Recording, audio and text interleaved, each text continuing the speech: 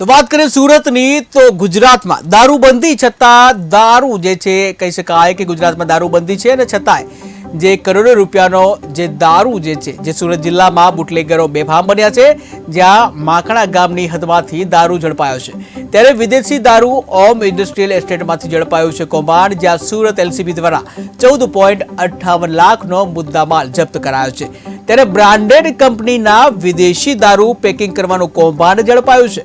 ત્યારે અલગ અલગ કેમિકલનું મિશ્રણ કરી વિદેશી દારૂ બનાવતો હતો। બ્રાન્ડેડ કંપનીની બોટલમાં ભરવામાં આવતો હતો આ દારૂ। ત્યારે ખાલી બોટલના સ્ક્રેપના ઓઠા નીચે આખું કૌભાંડ ચાલતું હતું। ત્યારે ઘટના સ્થળેથી જે રાજસ્થાની શક્તિસિંહ ચુડાવત ઝડપાયો છે। ત્યારે પોલીસે 5 ને ઝડપી પાડ્યા છે, જ્યારે 2 હજુ પણ વોન્ટેડ જાહેર કરવામાં આવે છે।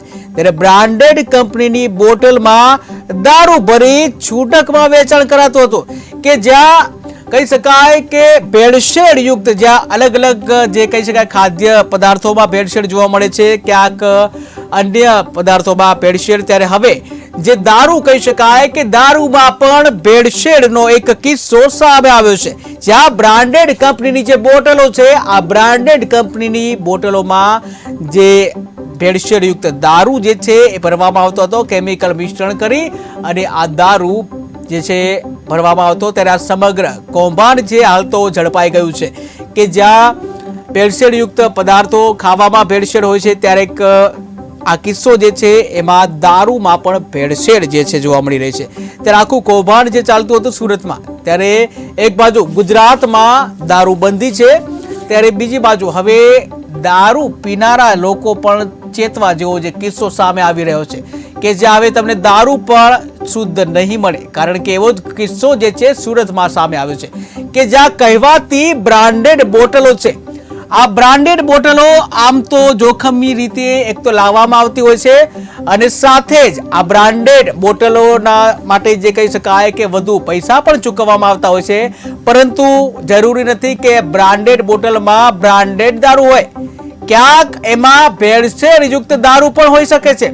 જ્યાં આવો જ એક વિચિત્ર બનાવ સુરતમાં બનવા પામ્યો છે, ત્યારે સુરત જિલ્લામાં બુટલેગરો બેફામ બન્યા હોય તેવું કહી શકાય છે, કે જ્યાં બે સૌથી મોટા પ્રશ્ન અહીંયા ઉદ્ભવી રહ્યા છે। એક તો ગુજરાતમાં દારૂબંધી છે, અને આમ છતાં ઠેર ઠેર ગુજરાતમાં દારૂ પકડાતા હોય છે। ત્યારે બીજો પ્રશ્ન એ થાય છે કે દારૂબંધી છે અને સાથે આ દારૂમાં પણ બનાવટી દારૂ જે પેદા કરવામાં આવે છે, ત્યારે ક્યાંક ને ક્યાંક એમ કહી શકાય કે જે બુટલેગરો જે છે એને કોઈનો ડર નથી રહ્યો। એક તો પ્રતિબંધિત દારૂ છે, અને બીજી બાજુ આ પ્રતિબંધિત દારૂ છે એમાં પણ ભેળસેળ કરવામાં આવી રહી છે। ત્યારે હવે દારૂ પણ ચોખ્ખો નથી મળતો, ત્યારે બુટલેગરો એકદમ બેફામ બન્યા છે। અને આ જે છે સુરત જિલ્લાનો કિસ્સો છે, કે જ્યાં સુરત જિલ્લામાં જે રાજ્યના ગૃહમંત્રી પણ સુરતથી છે, ત્યારે તેઓના જિલ્લામાં જે બુટલેગરો બેફામ બન્યા છે, કે જ્યાં ઠેર ઠેર જે અનેક કિસ્સાઓ અનેક ક્રાઇમની ઘટનાઓ તો બનતી જ હોય છે, પરંતુ એ સાથે જે દારૂ જે છે દારૂમાં મિશ્રણનો એક કિસ્સો સામે આવ્યો છે, જ્યાં માકડા ગામની હદમાંથી આ વિદેશી દારૂ ઝડપાયો છે। ત્યારે કહી શકાય ઓમ ઇન્ડસ્ટ્રીયલ એસ્ટેટ છે એમાંથી કૌભાંડ ઝડપાયું છે, જ્યાં સુરત એલસીબી દ્વારા જે 14.58 લાખનો મુદ્દામાલ જપ્ત કરાયો છે।